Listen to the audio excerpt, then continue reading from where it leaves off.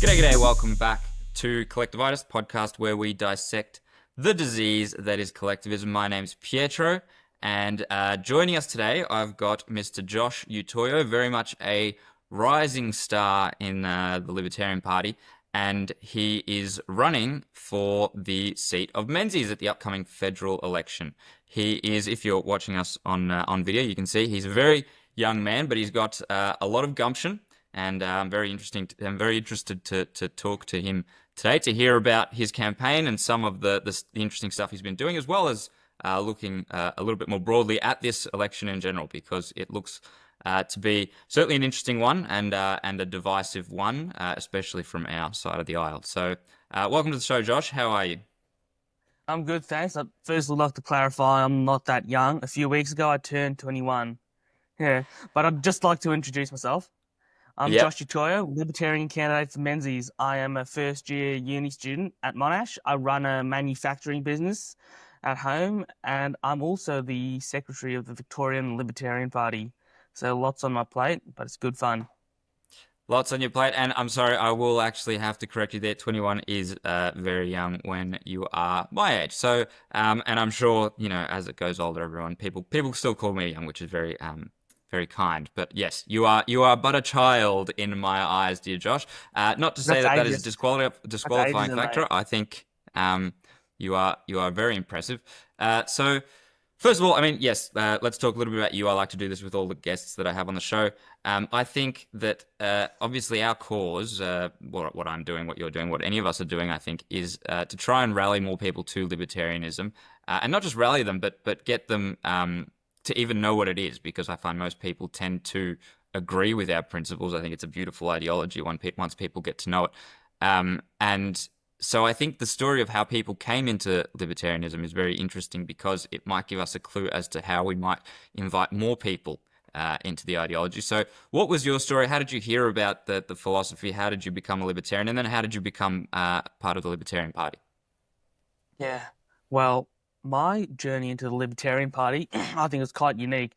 So I joined in 2021 as a free member, but I didn't join because of COVID and because what the government was doing, although I was against that. But the main motivation for me joining the Libertarian Party was my interest in economics and how I think that our government, our two major parties, are failing us when it comes to running our country, especially in terms of economics.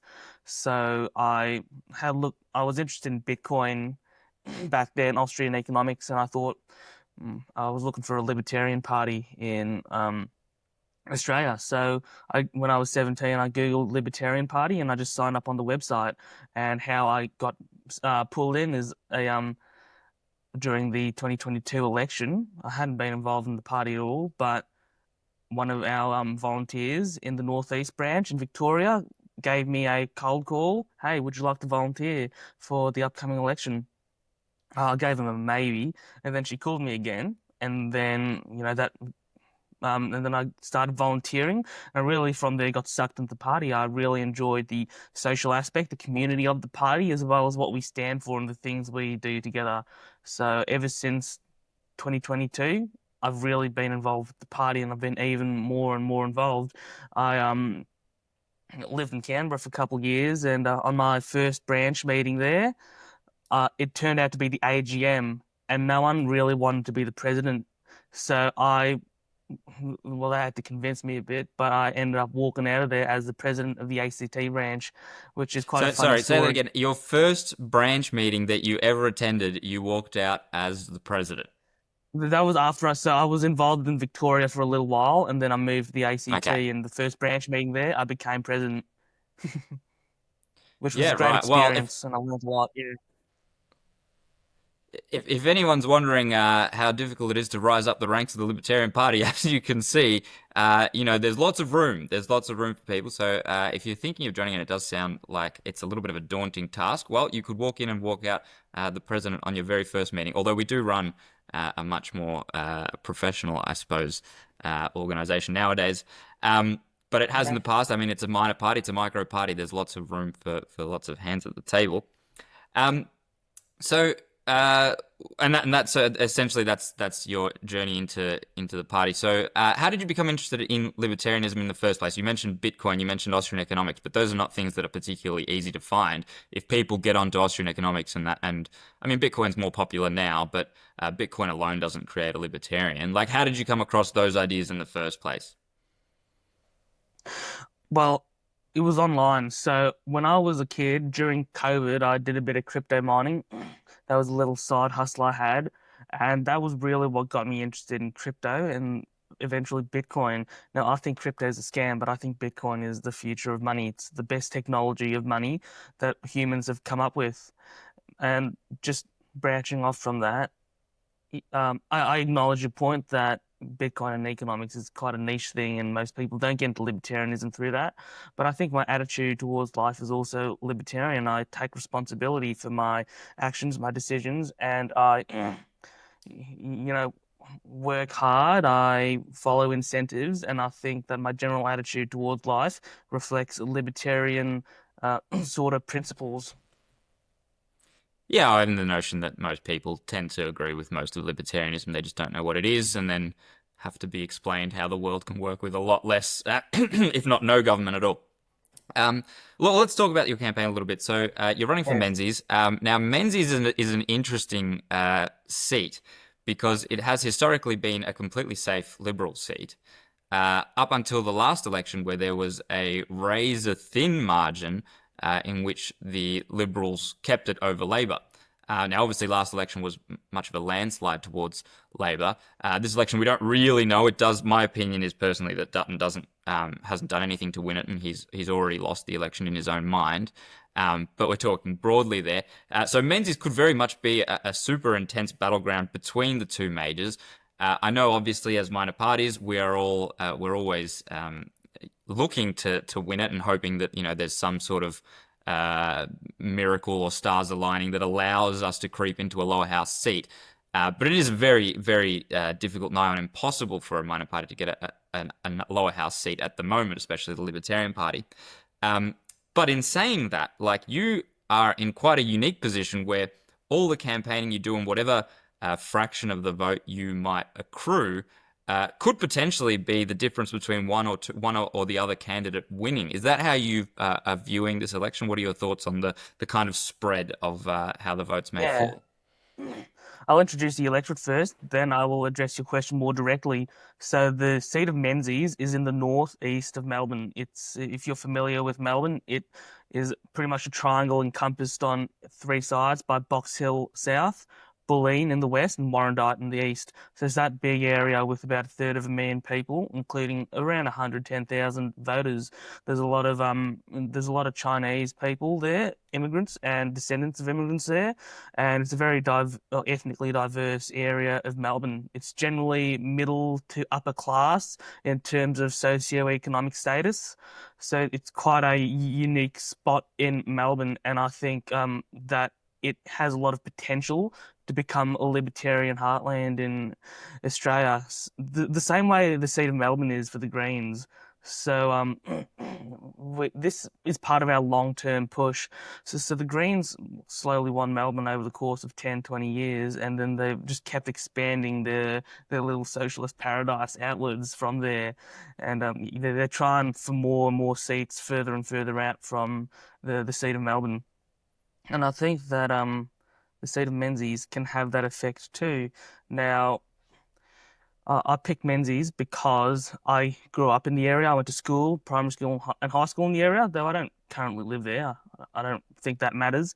I also picked the area because it is the heartland of libertarianism in this country. This branch and this seat in particular has the most active members out of anywhere in the country. Maybe Gold Coast comes close, but that's a more recent, wellspring of libertarianism. But Menzies and our branch, the Northeast branch in Melbourne, that has a ton of libertarians. And for this election, I reckon I'll be able to man every polling booth in the electorate, about 40. And going back to sorry, what was your original question? I'd like to address that now. Well, my question was just how close the electorate was last time round, and how it's such a razor thin margin. How do you view whether you can be the deciding factor in someone getting elected, in whether it's a Liberal or Labor member? Oh, well, the answer to that is no. The answer to that, I haven't thought about it a lot because I frankly don't give a shit who wins. Liberal and Labor have the same fucking policies, so I don't really care who wins. Um, in terms of how preferences go, well, Libertarians generally preference Liberal over Labor. We have a how to vote card, but no one in the pretty much only major party voters follow their how to vote cards. Those rusted on boomer types, so they follow the how to vote cards, even though what you put under one doesn't matter for a major party. They follow them. Minor party voters, such as Libertarians, we don't generally follow the how to vote cards. Our preference negotiating team, they've done a very good job of negotiating preferences and wheeling and dealing with the other parties. Well, other parties tell us all the time about how professional we are in preference negotiations and how we're prompt and we generally do a good job of negotiating preferences. So all credit to our preference negotiating team, including our president, Trevor Smith. That being said, our our voters generally don't follow that card. I won't be following that card either. I'll vote how I want because I'm a libertarian.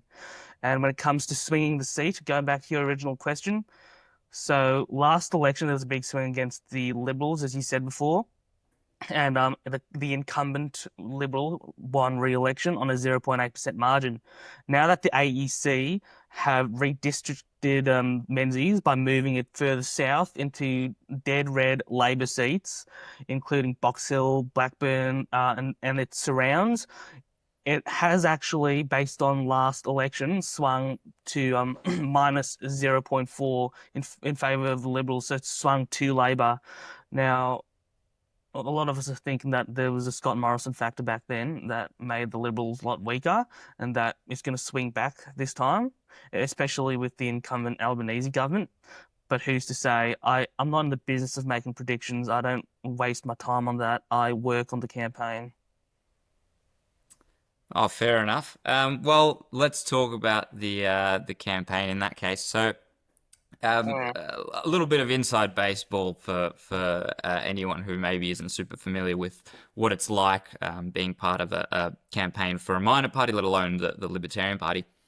What we see a lot of the fanfare around election time, like federal elections and stuff, is the major parties and the Clive Palmers of the world spraying money at walls and throwing money at your TV screens, and you get saturated with this idea that, you know, you just need to plaster as many ads as possible everywhere you can, and that's how you get elected. And as much as that certainly does help, and that is a factor that they have in their favor, it's not something that's accessible to everyone. That takes millions of dollars, and the Yeah. budget of minor parties, by necessity, is far, far smaller than that.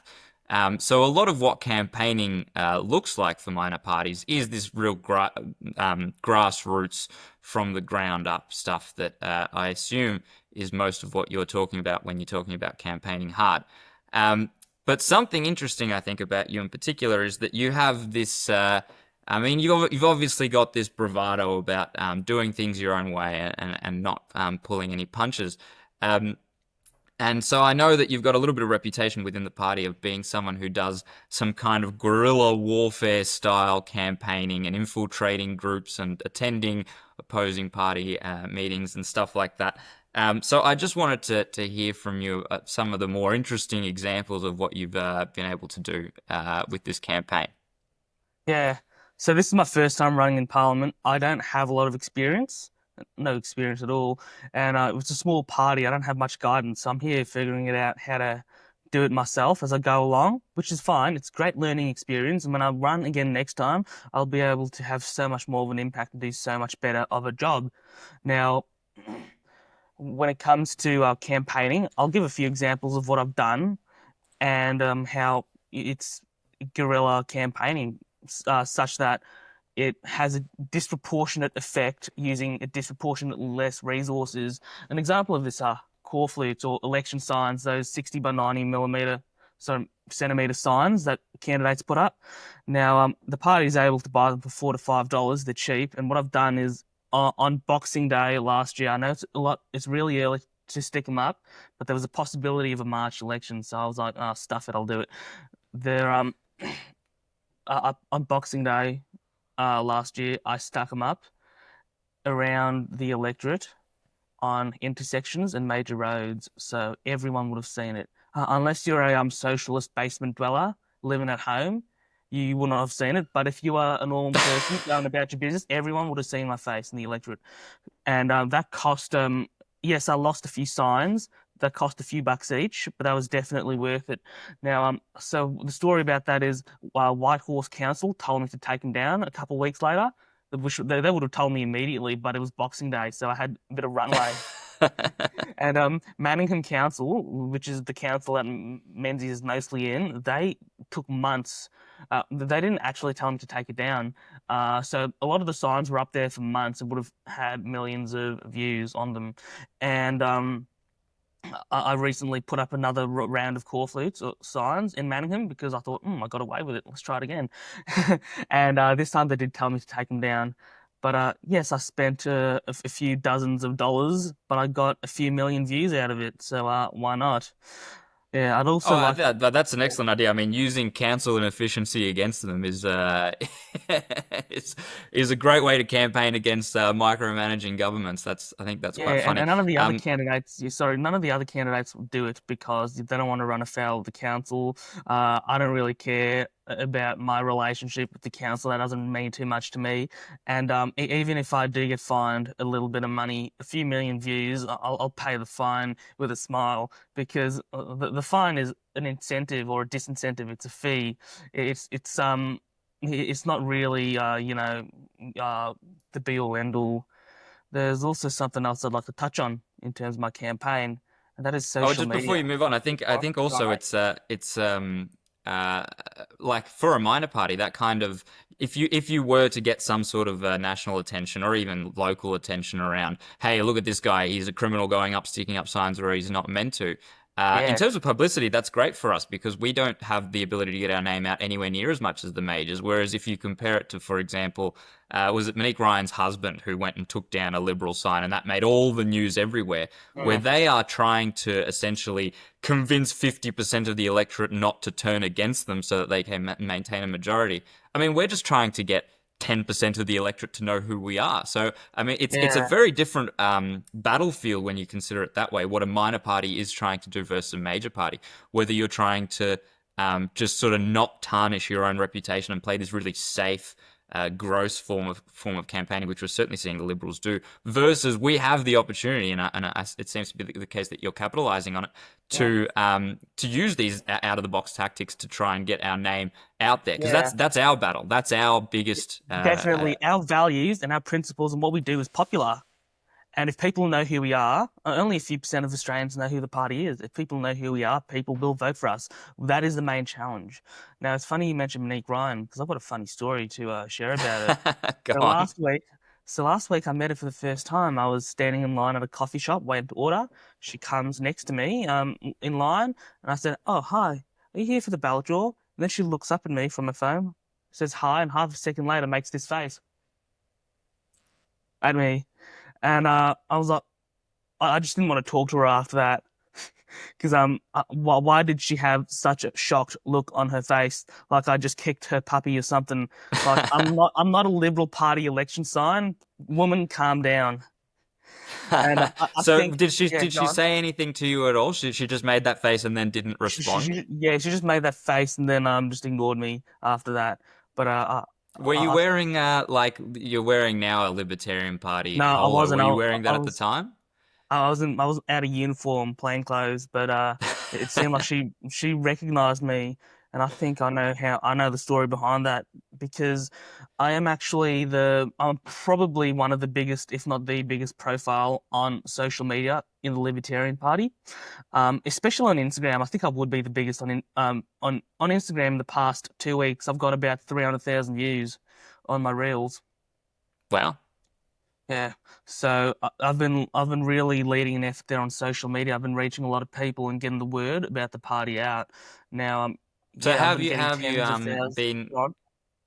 how have Yeah. you been getting this great amount of visibility on social media? Because that's something that the party's always struggled with in the past, is trying to get that kind of visibility. What kind of stuff have you been posting? Yeah, and this has nothing to do with the party. This is all me doing by myself, and I'm getting tens of thousands of views a day. And how you do it is it's a combination of a couple things. Firstly, reels, short videos, 10-second clips perform really well. So if it's pretty much if you look on my Instagram page or my TikTok page or most of my Twitter, it's me basically saying a lot of one-liners, and people love hearing it. It really gets promoted, like. I can post a 10-second video and I can guarantee a few thousand views because they all get a few thousand views at least. And the big ones, it can get hundreds of thousands of views, which is simply amazing. So another part of it, apart from short videos, is what I say in those short videos. So a lot of it, a lot of it is saying controversial things. Now, a lot of people call this engagement farming, where you say something controversial, perhaps outrageous to some people, and it gets them sharing it. It gets them commenting.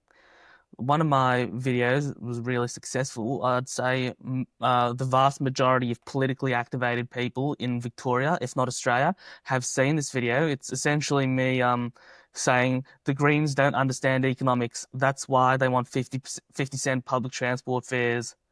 Um, oh no, it was Greens don't understand debt. And then all the lefties were sharing it around, bullying me for that video. I was saying, like, oh, I've heard a bit of insider information that they were making fun of me for confusing debt and deficit when it comes to public spending. And I'm like, deficit leads to debt. That's why I said debt. So, and they say I don't understand economics on that regard. So I think that's really silly. But it's actually been working. And I think, I suspect, this is a suspicion of mine, that Monique Ryan has been shared that video or something, or has seen it pop up on her feed, which is how I reach most people. And she along with the other lefty crowd who has seen this video, bullied me for it or made fun of me with some of their little lefty friends, and then now she sees me in person, and that's why she has that look on her face. Ah, Because she's a coward. Because she's a coward who doesn't fight her fights in person, like a lot of these basement dwellers that vote for her. Yeah, the classic tolerant left is on show once again. Possibly she was afraid of the fact that you weren't wearing a mask. If you remember, she was the one that had that odious tirade in Parliament, telling other parliamentarians to put their mask back on. As we all know, Yeah. we Well, followed her. actually, she wasn't wearing her mask strictly speaking, but after that first half second, and and then she made this face. I think the mask really came off at that moment. Yeah, the mask came off, certainly. No, Yeah, that's very much true. that brings me to my next point. Something coming up in my campaign. So if you're watching this in time, on the 24th of April, on Thursday at 7 o'clock at Manningham City Council, there's going to be a Climate 200. I think it's Climate 200, but it's a climate candidate forum, and I'm the only person there who's not a lefty, and it's gonna be on. So So you'll be speaking at the candidate forum. yeah, a climate change candidate Yeah, yeah. forum, which is going to be a barrel of laughs, let me tell you. So if you're watching this in time, be there. Menzies for climate. That's fantastic. That's awesome. I had heard just recently someone told me that that was happening, that you were going to be speaking at that. Is there anywhere that, because obviously it'd be great if people could turn up, but not everyone is super fond of going into the midst of the lion's den and hanging out with the most odious of lefties.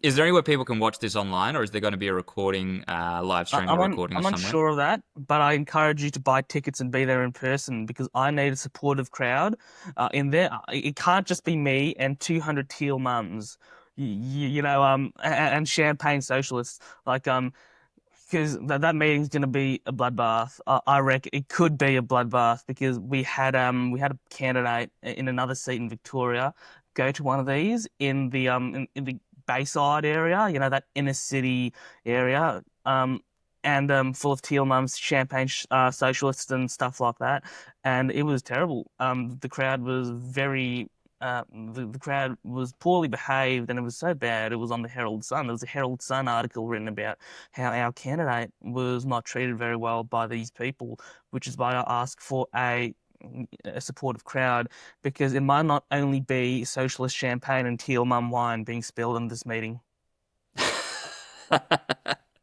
Well, that guerrilla warfare indeed. It sounds like actual warfare almost might take some place there. No, I think that's great. I think that's great. I think that's the exact kind of thing that certainly minor parties and relative comparatively unknown candidates need to do to gain some visibility. If you could get some national media on this, I think that would skyrocket the popularity of your campaign and possibly even your chances. You know, that stars aligning kind of thing. Perhaps there is. Because that's the thing. So much of this relies on the fact that the vast majority of people are ignorant of what parties actually do and what politics actually is once people get elected, and the kind of backroom deals and the disgusting growth of bureaucracy that people actually get involved with once they get elected. The vast majority of people hate that, and if they see something like this, and if they see, you know, a lot of them don't agree with what's currently happening with the Climate 200 stuff. We can't afford gas bills. Like, that's what most people are concerned about.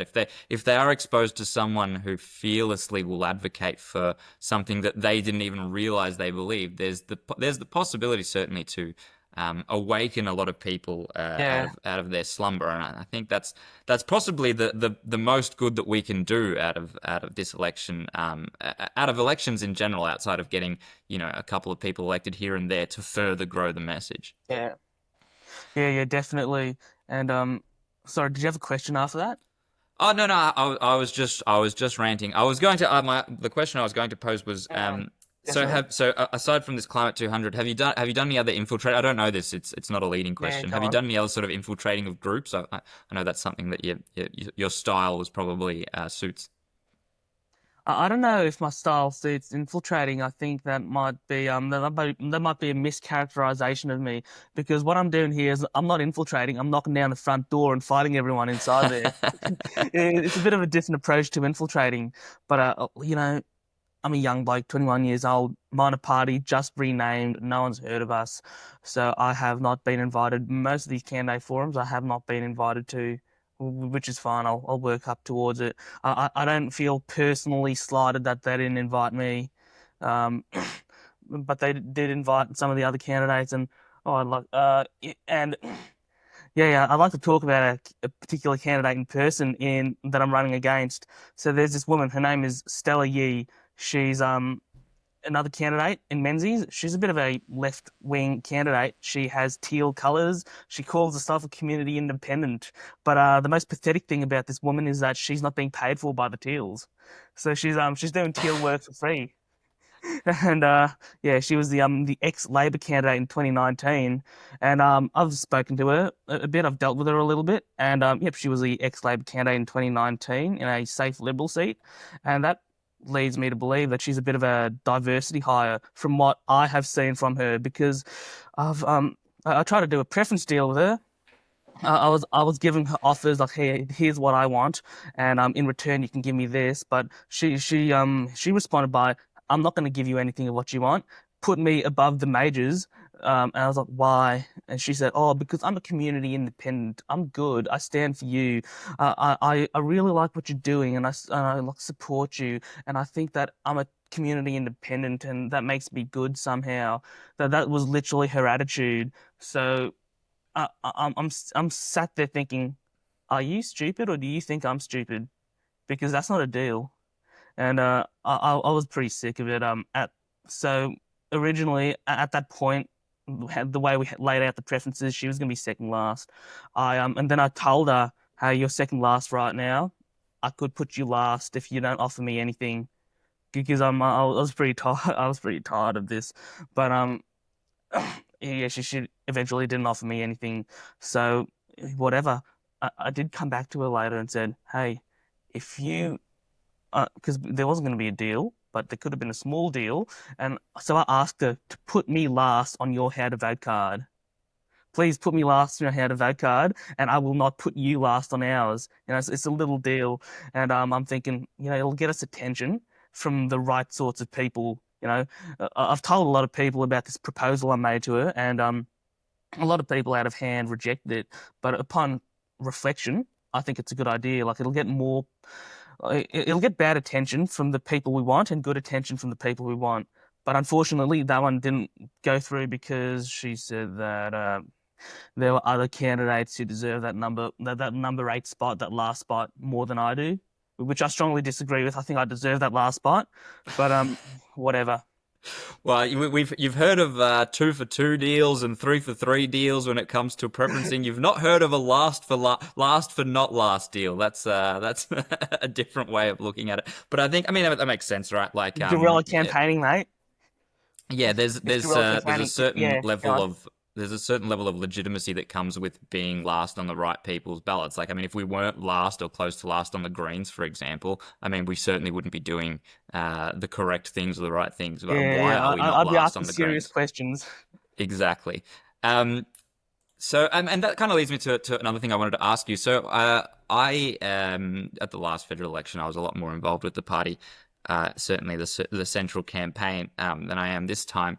And I went into politics, like went into working in politics, already with the impression that I thought, it's this disgusting great trough that everyone tries to eat from, and everyone tries to, in the words of Frederick Bastiat, the great lie that where everyone tries to live at the expense of everyone else. That's what the state is, right? I had all Yeah. these highfalutin impressions of how politics works, but and what I didn't realize, and something that I realized once I started actually engaging with people, and I'm not just talking people from the majors. I'm talking about minors. I'm talking about independents. I'm talking about lobby groups. I'm talking about all sorts of stuff. Is that politics really does attract the most disgusting subsect of society, and it's actually an incredibly difficult and arduous ocean to navigate if you're an honest person. You're Which talking about us, right?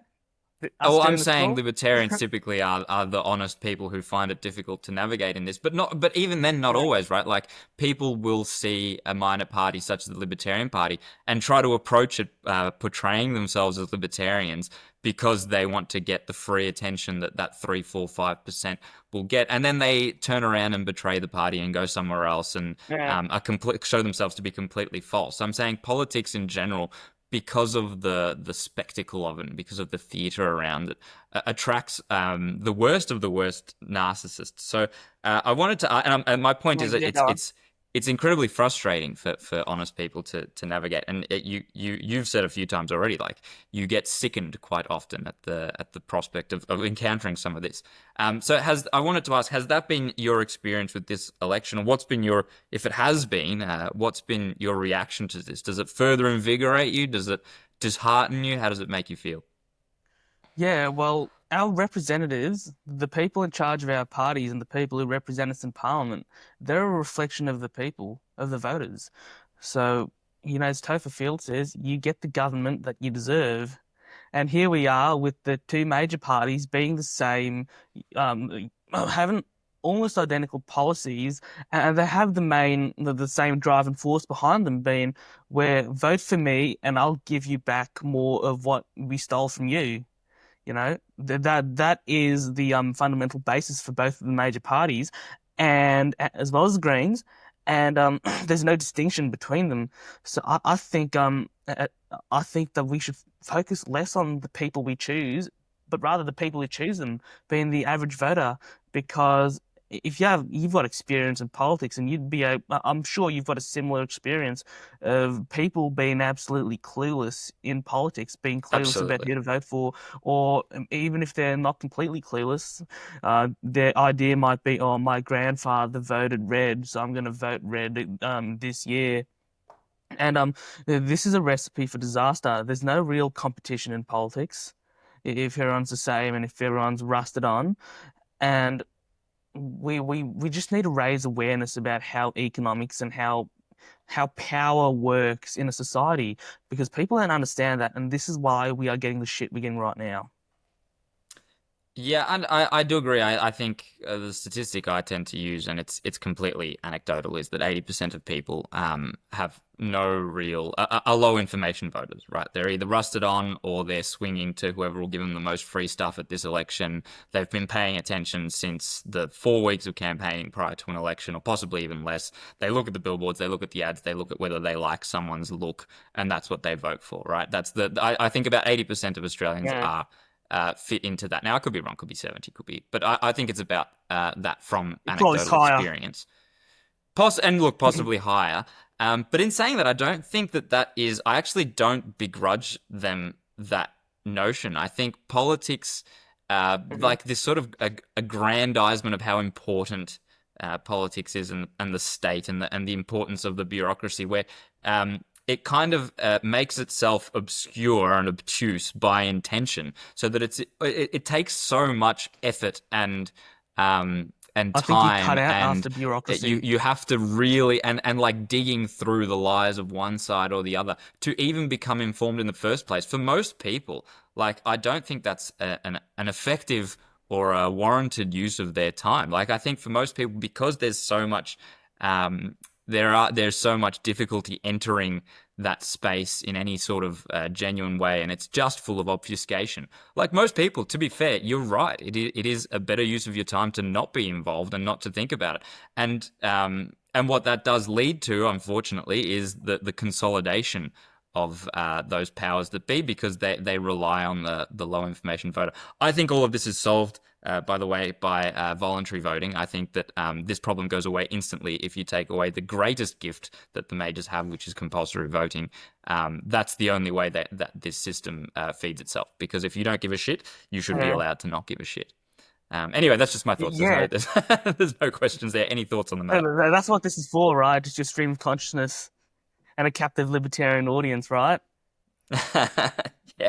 Yeah, but as you were saying, you saying the greatest gift about the greatest gift for the majors is compulsory voting. Well, that's by design, and they're using their power to keep each other in power with this election funding. That benefits both of them. Compulsory voting, it just only forces the rusted on voters, or the low information voters, to think, oh, there's only two options. If I vote one Libertarian, two Labor, or whatever, my vote is wasted, or whatever, because people, as you say, are low information. And I'd like to talk more about this because a couple of weeks ago, I went to an Australian Christian lobby event organised by the ACL. It's an information session about voting and the election, and the advice they were giving was it was terrible advice. It was absolute bullshit.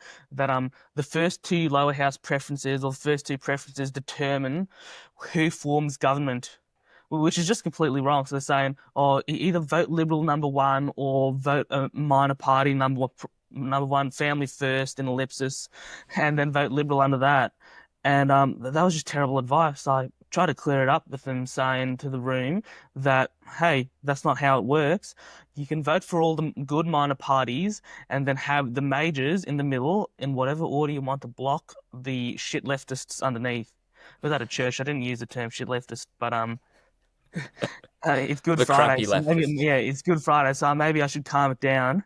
Um, yeah, I was trying to explain that, but the people organising it pushed back, saying, "Oh, it's the first two votes to form government," and the Well, other. yeah, that sounds like some people need to return to their Year 9 civics classes. Yeah, and oh, it was even worse from the crowd. There were a lot of bad takes from the crowd. A lot of people were saying, in my opinion, vote one Liberals because because we don't want to split the vote, or you should just take the Liberal how to vote card and follow that. And yeah, the takes from the crowd were even worse. And this is an Australian Christian lobby event. This was attended by Christians, and I also made the point that the Liberal Party support the persecution of Christians in Australia. These anti-free speech laws, the anti-vilification laws, these hate speech laws, what have you, that restrict free speech, they have been used to go they have been, so the Liberals support the laws, and then it goes to the unelected bureaucrats to enforce the laws, and these unelected bureaucrats are I'm not going to mince words, these unelected bureaucrats are woke, and they take the power that these laws give them, and they use them against whoever they want, or they enforce it. It's an unelected system. There's not a lot of accountability, and it ends up getting used on Christians, such as the case of Dave Pallo in Queensland. So I made that point too. And they're still going on about how important the Liberals are for Christians in Australia, which is absolute BS. But anyway, I'll let you go on. That was just me. Well, I like that you said I'm not going to mince words, and then you said woke when you've said all sorts of other non-minced words earlier. That was the time that you really let loose. Shows just how much of an insult calling someone woke truly is. Um, Look, there are a couple more things before we wrap up that I wanted to Mm, ask you. You mentioned before you don't like to do predictions. Now, I assume you were talking about predictions about who's going to win between the majors. Fair enough, you don't like to do that. I respect that. We don't really, I mean, the outcome for the average person mm. really isn't all that different, regardless of who of the majors win. Are there any predictions or it doesn't even need to be electoral predictions, although it can be if you want, that you see coming out of this election? Do the Teals lose some seats? Do the Greens gain some ground? Do the Libertarians get success anywhere? Are there any predictions you'd like to throw in there, knowing full well that I like to do predictions on this show, and I am unabashedly wrong half the time at least. So Uh, there's no pressure on on being correct, I suppose. Well, the good thing about how I approach it is that I don't make predictions, so I don't get disappointed as to what the result's going to be. Whether it's a Labor majority government, Labor Greens coalition, Teals lose seats, Libertarians win, whatever it is, I'm not going to be disappointed if anything bad happens. If something good happens, like Libertarians get 4 to 5% in Victoria, beat the other minor parties, and there's enough of excess after the quota's been filled for preferences to flow to Jordan Ditloff and actually get him elected to the Victorian Senate, which is a real possibility. Well, I'll be happy. But if that doesn't happen, I will not be disappointed. If in New South Wales, we have a really good chance of getting Craig Kelly elected. Now, Craig Kelly is probably the best known member of our party, and in New South Wales is a three-way Senate ticket with two other minor parties, and that combined might get Craig Kelly across the line, considering that New South Wales is a more conservative or right-wing state as it is. When it comes to elections, no, I haven't made a prediction. I haven't made a prediction, and I will not make a prediction. However, I'll discuss something else related to that. So I go to uni, and I've been going to the Liberal Club at this university. Now, I don't know why they've invited me in and why they keep letting me go there, because all I do is spread the message of the Libertarian Party, promote the Libertarian Party, promote classical liberal values there. And well, they seem to love it because there's a lot of woke tards around. But uh, they've so I've been spreading the message there, and actually other people have started to echo my have started to promote the libertarians. So I'm actually having a bit of an effect there. Goes completely against their interests, but they still let me go there. Anyway, they've come together and made predictions for me, and I think they're reasonable. The predictions are generally between 2 to 3 to 5%, which is reasonable to make. So there's some factors I'd like to discuss there. I'm not going to make a prediction, but I'm going to talk about the considerations that lead to the result of that prediction being. I've been getting a lot of views on social media in the hundreds of thousands. So hundreds of thousands of people have seen me, mainly in Victoria, and some I suspect would be in Menzies. So that might swing the vote. Also, having everyone in the electorate know who I am for months in advance might swing the vote. Um, and having everyone man polling booths outside of Liberal, Labor, and Greens. Not a lot of other parties can do that, and I suspect their ability to do so would be limited. I think that might also swing the pendulum, but I am actually quite inexperienced in politics. So these considerations that benefit me, I'm not sure what sort of impact they would have. If you have a prediction, Pietro, I'm all ears. Uh, I mean, I know that in tight races, it's often the most difficult for minor parties Uh, to get a big percentage of the vote. I mean, look, I don't know the electorate of Menzies particularly yeah. well. For a prediction for you, I think it'd be great if you got over 4%. I think that's probably the thing to aim for. If you got over 4% and then ended up being the factor, like it's such a tight race that the Liberals complain that the percentage of vote that went to Libertarians cost them, even though we know that's not how it works, but that's what Yeah. they'll complain about. That could garner some attention. Like that could be something that we could springboard off. I think that would probably be the most success that you could get. Get that 4%, get some attention for being the factor that lost the Liberals. Who knows? What if it comes down to one seat and this is the seat that ends up that was one of the swing seats that could have gone either way? That's the kind of thing that we could leverage. I think that could be interesting. In terms of predictions, I've made the big prediction. I think Dutton is useless and has been useless even Definitely. for the low standards of the Liberal Party. I think he doesn't want to win this election. I think he's already lost it as far as I can see. And obviously, I hope that Jordan Ditloff gets up. But I think that's a good attitude to have. That I expect nothing, so I can't be disappointed. Yeah. But that would be the greatest good that can come out of this election, Yeah. So as before we far as go, I see it. before we get out of here, I'd like to leave the viewers, our libertarians, with one final message. Sure. Yeah, if you don't mind, politics is a 20-year game. It's a long-term game. This is not 2022. We had a lot of people run for the party and then leave us, love us and leave us. That's not how it works. You see, the Greens are successful because they've managed to stay in the long game. Like in the seat of Melbourne, they've been hitting it for a long time, and eventually it cracked. And eventually the Australian Democrats also cracked, and they've taken up their membership and their vote. What we need to do is we need to stay in the game. We need to survive. So, like when trumpets go down, UAP goes down, One Nation might collapse under the weight of their cult of personality, other minor right parties, we need to stay in the game. We need to stay fit, healthy, strong, and functional for the long term, because it's a battle of attrition. When other parties go down, we'll be there, and and that's what the Greens have done, and they've got a lot of success doing that. And for Menzies and other seats like that, we can flip them long term. So the good thing about me as a person, the good thing here, that I have going for me is I'm 21 years old. So if I run in Menzies 4 times, including this time, that 4th time, I'm going to be 30 years old, which in politics, I'm a babe in the woods at that age. So my message I want to leave the audience is we need to keep working, and we need to be consistent, and it needs to be over years, and then we'll start to see real results. Just ask the Greens.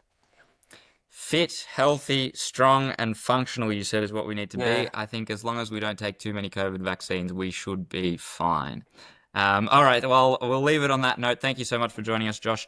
I will put all the links to your socials and everywhere that people can follow you, including the Climate 200 protest, in the description of this video. Thank you so much to our viewers. If you don't already, you can follow us on YouTube, Spotify, Instagram, and Twitter. We will catch you next time. Thank you, Pietro.